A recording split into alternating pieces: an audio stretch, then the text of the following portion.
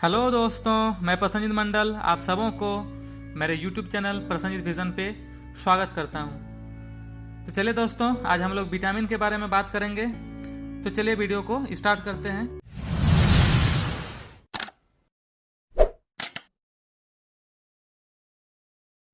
तो विटामिन का जो आविष्कार किया था वो 1911 ईस्वी में फंक नामक वैज्ञानिक ने किया था। 1911 ईस्वी में फंक नामक वैज्ञानिक ने किया था। तो विटामिन क्या है ना, विटामिन एक प्रकार का कार्बनिक यौगिक है दोस्तों, और इससे हम लोग कोई ऊर्जा प्राप्त नहीं कर सकते हैं। ये हमारे शरीर में उपापचयी क्रिया के लिए बहुत महत्वपूर्ण होता है। और उसके बाद हम लोग देखते हैं ये हमारे शरीर इसमें इसका जो है वो हमारे शरीर में निर्माण नहीं हो पाता है, इसीलिए हमें इसे किसी बाह्य स्रोत से जैसे फल और सब्जी से लेना पड़ता है। और देखेंगे, चलिए अब हम लोग देखते हैं विटामिन का प्रकार। तो विटामिन का प्रकार हम लोग घुलनशीलता के आधार पर इसको दो भागों में बांटा गया है।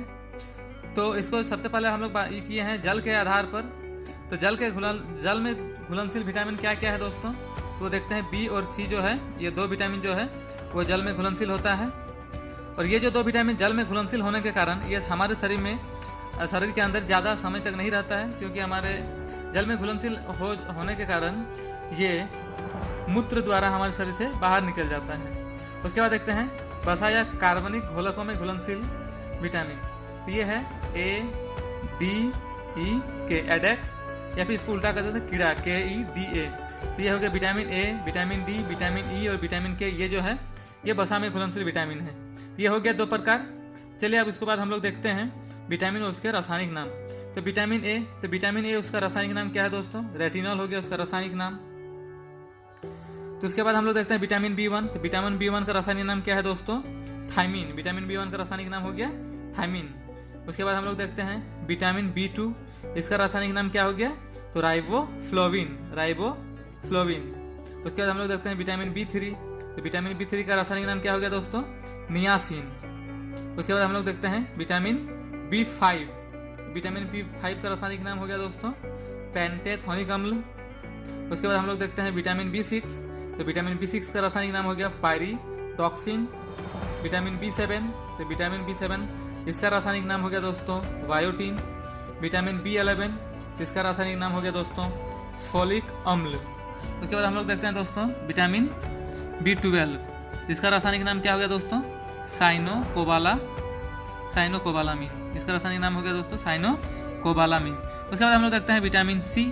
तो इसका सबको पता होगा, इसका रासायनिक नाम हो गया एस्कर्बिक एसिड। ये एग्जाम में बहुत बार पूछा गया है कि विटामिन C का रासायनिक नाम क्या है, इसका रासायनिक नाम है एस्कर्बिक एसिड। उसके बाद हम लोग देखते हैं विटामिन D। तो विटामिन D इसका रासायनिक नाम क्या हो गया दोस्तों, कैल्सीफेरॉल। उसके बाद हम लोग देखते हैं विटामिन E। तो विटामिन E का रासायनिक नाम क्या हो गया दोस्तों, टैकोफेरॉल। क्या नाम हो गया, टैकाफेरॉल। उसके बाद हम लोग देखते हैं विटामिन K का। तो विटामिन K का रासायनिक नाम क्या हो गया, फिलोक्विनोन। ये सारे जो है ये सारे विटामिन का रासायनिक नाम बहुत इंपॉर्टेंट है दोस्तों। ये बहुत सारे एग्जाम में पूछा गया है। ये आप हर एग्जाम में प्राय रेलवे SSC एग्जाम में आपको देखने को मिलता है, पूछा जाता है हमेशा कि इसका ये विटामिन का रासायनिक नाम क्या है। चलिए उसके बाद हम कुछ इंपॉर्टेंट फैक्ट को देख लेते हैं। ये जो विटामिन D है, तो विटामिन D का जो हम लोग जैसे कि जानते हैं कि सूरज की रोशनी से हम लोग को विटामिन D मिलता है। तो हम लोग विटामिन D सूरज के रोशनी से जो मिलता है वो कैसे मिलता है, तो ये जो विटामिन D का संश्लेषण है सूरज के प्रकाश में उपस्थित परावैंगनिक किरणों द्वारा त्वचा में जो कोलेस्ट्रॉल होता है उसके द्वारा इसका संश्लेषण हो जाता है हमारे शरीर के अंदर में। उसके बाद और एक विटामिन है विटामिन K, जो जीवाणुओं द्वारा हमारे कोलन में संश्लेषित होता है। उसके बाद इसके अलावा एक और इम्पोर्टेंट क्वेश्चन पूछा जाता है कि ये जो विटामिन B12 है, B12 में क्या पाया जाता है, तो विटामिन B12 में कोबाल्ट पाया जाता है। क्या पाया जाता है दोस्तों, कोबाल्ट पाया जाता है। तो इस तरह से हम लोग विटामिन के बारे में पढ़े। और ये जो टॉपिक है ये बहुत इम्पोर्टेंट है आपके आने वाले एग्जाम के लिए। तो चलिए दोस्तों, हम लोग ये वीडियो जो है ये आप लोग वीडियो को बहुत सारा प्यार दीजिएगा, लाइक कीजिएगा, शेयर कीजिएगा और मेरे चैनल को सब्सक्राइब कीजिएगा। चलिए धन्यवाद।